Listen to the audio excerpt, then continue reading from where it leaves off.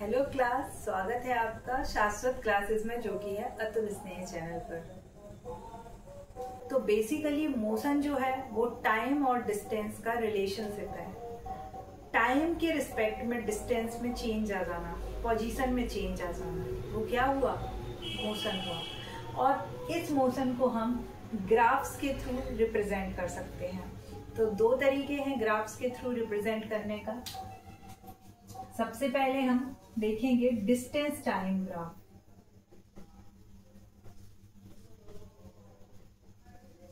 Obviously नाम से ही समझ में आ रहा है, इसमें डिस्टेंस और टाइम के बीच में रिलेशनशिप होगा।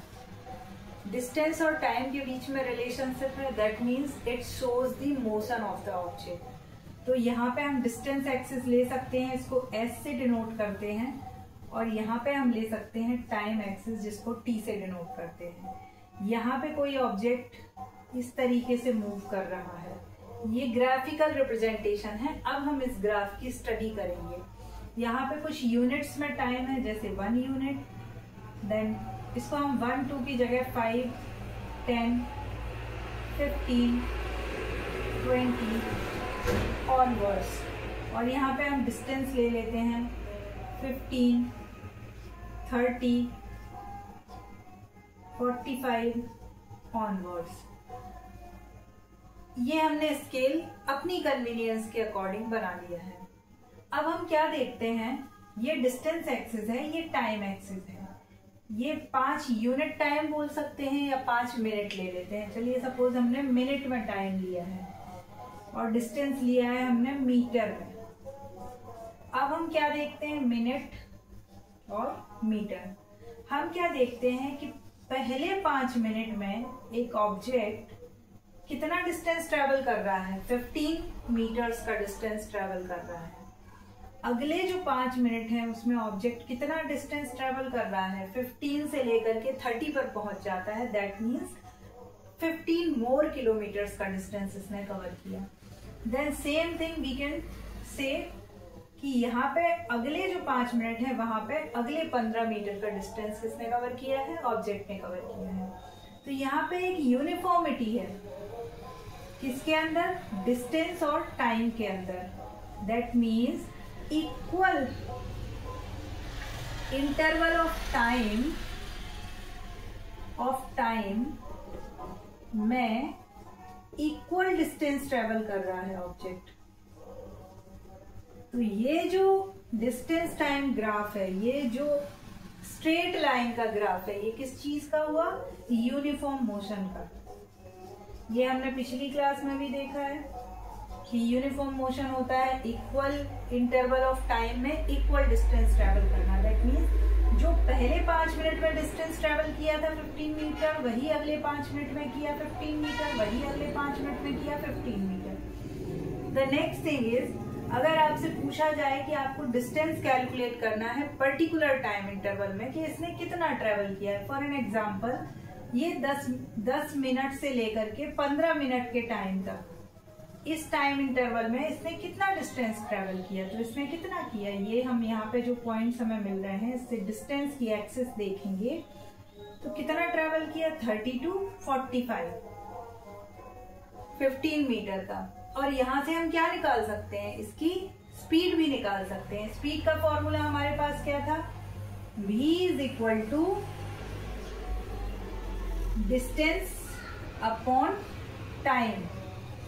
और हमारे पास डिस्टेंस कितना है इस पर्टिकुलर इंटरवल के लिए, 45 माइनस 30 डिवाइडेड बाय 15 माइनस 10। इससे हमें क्या समझ में आता है कि जिस भी ब्लॉक का, जिस भी इंटरवल का, जिस भी ड्यूरेशन का हमें डिस्टेंस और टाइम निकालना हो या हमें एवरेज स्पीड निकालनी हो, हम उस फॉर्मूले में कैसे पुट अप करेंगे, S2 minus S1 divided by T2 minus T1। तो ये बहुत ही आसान चीज थी, डिस्टेंस टाइम ग्राफ। इसके बाद हम पढ़ेंगे वेलोसिटी टाइम ग्राफ। सो ये हमारे सामने है वेलोसिटी टाइम ग्राफ। इसके थ्रू भी हम मोशन को डिफाइन कर सकते हैं।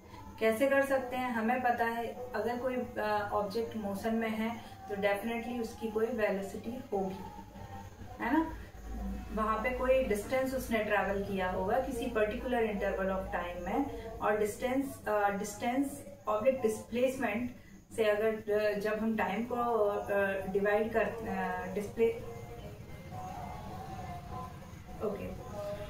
सो हम बात कर रहे हैं वेलोसिटी टाइम ग्राफ की। वेलोसिटी टाइम ग्राफ से भी हम मोशन का पता लगा सकते हैं कि कोई ऑब्जेक्ट मोशन में है।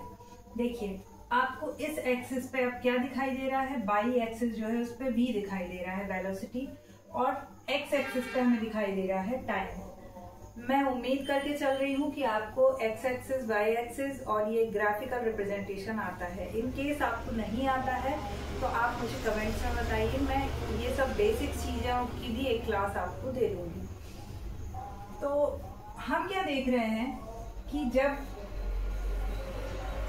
0 सेकेंड्स था तब उसकी वेलोसिटी कितनी थी, किसी ऑब्जेक्ट की वेलोसिटी कितनी थी, 10 किलोमीटर थी, किलोमीटर पर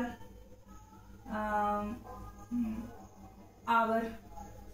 चलो ठीक है ना, इसको हम 1 2 3 4 कर लेते हैं, 1 2 3 4। तो 10 किलोमीटर पर आवर की वेलोसिटी थी, है ना, जब टाइम कितना था, 0 आवर था।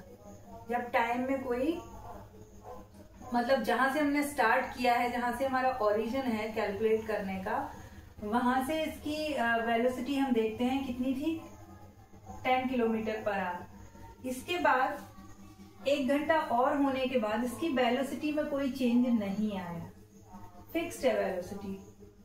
देन अगले घंटे भी सेम वेलोसिटी से वो रन कर रहा है, अगले घंटे भी सेम वेलोसिटी से, एंड देन सो ऑन। तो हम क्या देख रहे हैं कि इसकी वेलोसिटी कैसी है, फिक्स है। ये डिस्टेंस तो ट्रेवल कर रहा है क्योंकि टाइम बढ़ रहा है और वेलोसिटी भी हमारे पास है। तो टाइम और वेलोसिटी का जब हम मल्टीप्लिकेशन करते हैं, प्रोडक्ट लेते हैं, तो हमारे पास क्या आ जाता है, डिस्टेंस आ जाता है। जैसे इन केस आपसे पूछा जाए कि 3 घंटे 3 आवर के बाद इसने कितना डिस्टेंस ट्रेवल किया इस ऑब्जेक्ट ने 3 घंटे के बाद, क्योंकि ये टाइम की एक्सिस है तो हमें इसी में पता करना पड़ेगा। 3 घंटे के बाद ऑब्जेक्ट कहाँ है, यहाँ पर है। तो हम इस लाइन को इससे मिलाएंगे और हमारे पास एक एरिया आ जाएगा, करेक्ट। तो ये जो एरिया है ये डिस्टेंस बताता है। कैसे, क्योंकि देखिए होता क्या है, ये एक रेक्टेंगल फॉर्म हो गया है जैसे कि हम देख ही रहे हैं। रेक्टेंगल में वैसे एरिया का फॉर्मूला क्या होता है, लेंथ इनटू ब्रेथ। अब यहाँ पे क्या हुआ, L इंटू भी बोल दो, विड्थ बोल दो, कुछ भी बोल दो। तो यहाँ पे क्या है, आपको भी है आपके पास, यहाँ पे क्या है T, और इन जनरल जो डिस्टेंस होता है वो V इंटू टी ही तो है ना। तो हम इस एरिया से क्या फाइंड आउट कर लेंगे, डिस्टेंस। 3 घंटे के बाद उसने 10 किलोमीटर पर आवर की वेलोसिटी को मेंटेन करते हुए कितना डिस्टेंस ट्रेवल किया। अच्छा, एक और चीज, इसकी वेलोसिटी फिक्स है। अगर किसी ऑब्जेक्ट की वेलोसिटी में चेंज नहीं आ रहा है, दैट मीन्स वहां पे क्या नहीं हो रहा है, एक्सेलरेशन नहीं हो रहा है। क्योंकि एक्सेलरेशन की डेफिनेशन ही क्या कहती है, रेट चेंज इन वेलोसिटी, किस दर से वेलोसिटी में बदलाव आ रहा है टाइम के साथ, वो क्या है, एक्सेलरेशन। टाइम के साथ वेलोसिटी में बदलाव आ रहा है, नहीं आ रहा है। तो यहाँ पर क्या है, एक्सेलरेशन कैसा हो गया, 0 हो गया, है ना। यहाँ पर a तो 0 है, तो ये मोशन कैसा है, यहाँ पर वेलोसिटी कैसी है, कांस्टेंट है। एक और चीज आती है आपको वेलोसिटी से, मैं समझाती हूँ कि जो स्पीड है, ठीक है, और एक चीज है वेलोसिटी, ठीक है। स्पीड में मैग्नीट्यूड है ना, और स्पीड में क्या है, डायरेक्शन है, मैग्नीट्यूड तो है ही। तो जब भी कोई ऑब्जेक्ट अपना डायरेक्शन चेंज करेगा, whenever an object changes its direction, उसकी वेलोसिटी डेफिनेटली चेंज हो जाएगी। दैट्स वाई यहाँ पे वेलोसिटी क्या है, कंपल्सरी इंक्लूड करती है किस चीज को, डायरेक्शन को। तो जब भी किसी ऑब्जेक्ट का डायरेक्शन चेंज होगा, जैसे हम कोई व्हीकल लेके जाते हैं और हमने अपना डायरेक्शन चेंज किया, तो हमारी वेलोसिटी चेंज हो जाएगी। अच्छा, स्पीड की बात जब हम करते हैं तो डायरेक्शन की बात हम नहीं कर रहे होते हैं। यहाँ पे हमारा सिर्फ मतलब होता है एवरेज स्पीड, जो एक पर्टिकुलर डिस्टेंस को ट्रेवल करने में हमने जो भी टाइम खर्च किया है उसमें हमारी एक एवरेज स्पीड कितनी रही है वो हम यहाँ जनरली बताते हैं। पर इसमें हम डायरेक्शन की बात करते हैं, है ना, और velocity depends on the direction. Whenever an object changes its direction, there must be a change occurred in velocity. So this is the definition you can take. और इसके साथ ही हम एक और एग्जांपल लेंगे ग्राफ का।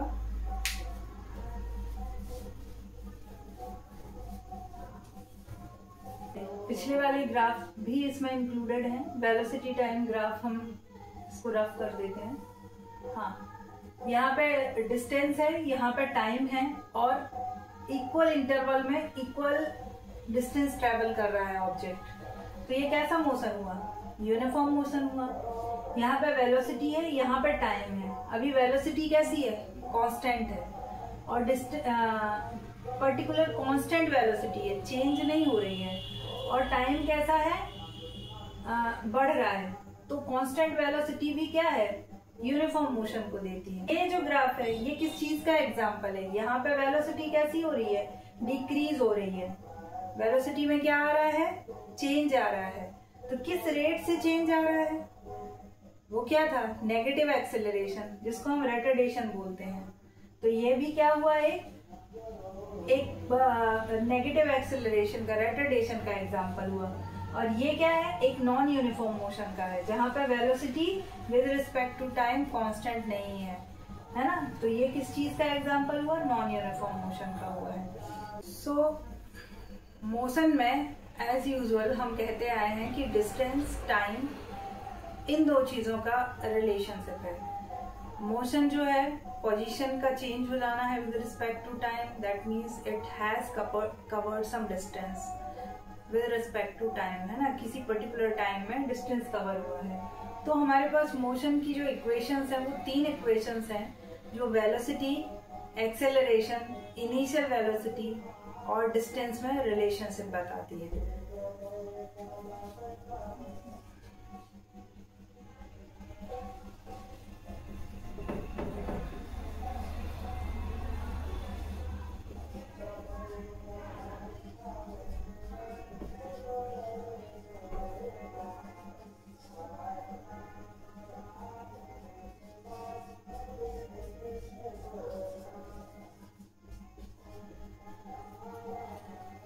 So according to the first equation, V is equal to U plus AT, where V is final velocity of the object, U is the initial velocity, A is the acceleration that it has reached, and time is the given duration.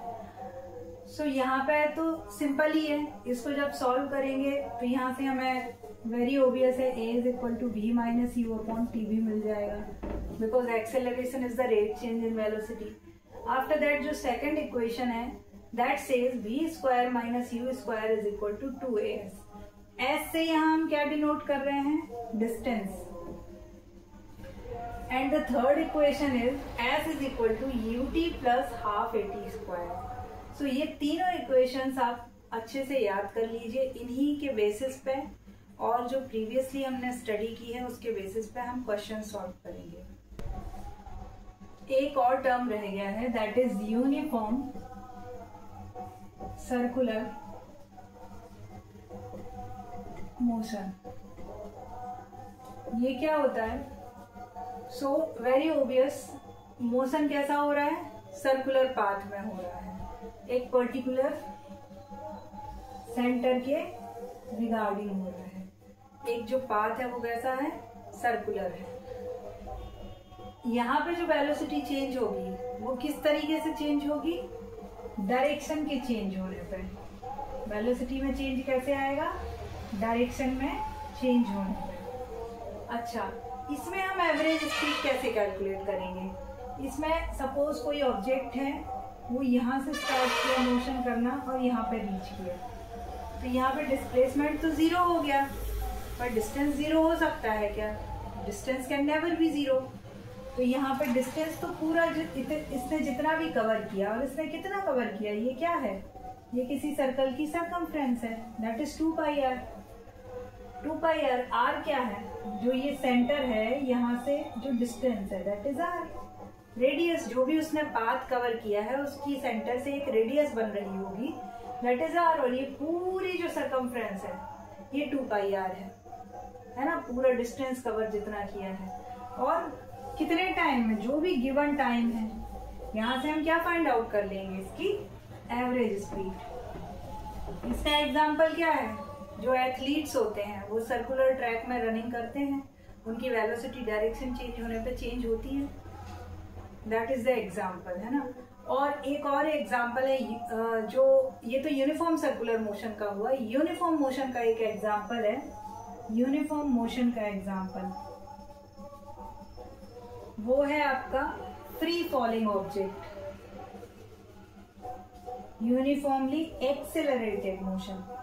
जब भी कोई first question है, इसमें जो data given है वो मैंने यहाँ लिख दिया है, और बाकी जो भी क्वेश्चन है वो मैं आपको बता देती हूँ।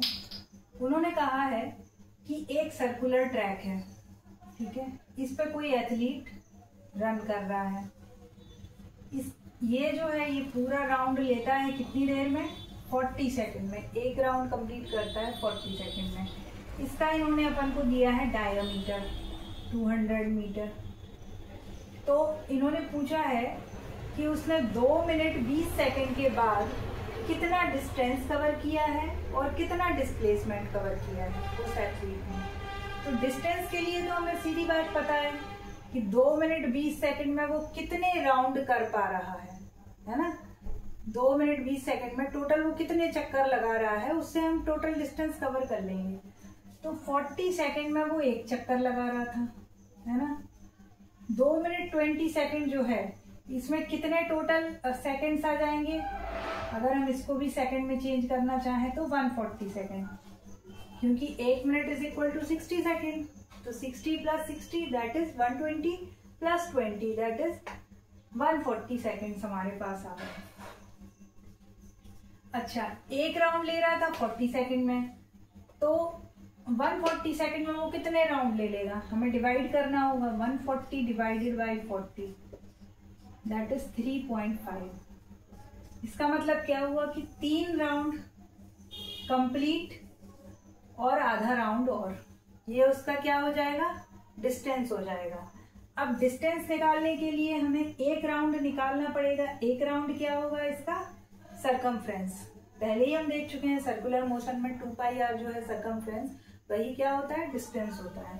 तो सरकमफ्रेंस क्या है? 2 pi r that is 2 pi r, ठीक है। यहां से हमारे पास 2 आर तो दिया ही गया है, बिकॉज 200, या ऐसे लिख लो r इज इक्वल टू 100, क्योंकि d divided by 2 is radius. तो यहाँ से पुट अप कर दो 2 multiplied by 100 multiplied by pi, तो कितना आ गया? 200 पाई। ये क्या आ गया? एक राउंड आ गया, है ना। एक राउंड का डिस्टेंस आ गया। और ऐसे कितने राउंड हैं?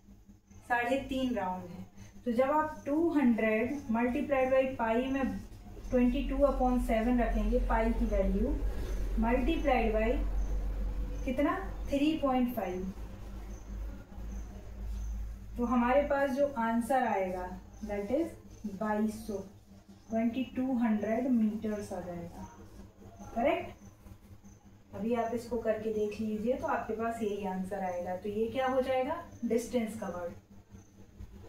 After the calculation of distance, अपन को क्या कैलकुलेट करना है? उसका डिस्प्लेसमेंट। उसने क्या, कितना डिस्प्लेसमेंट कवर किया।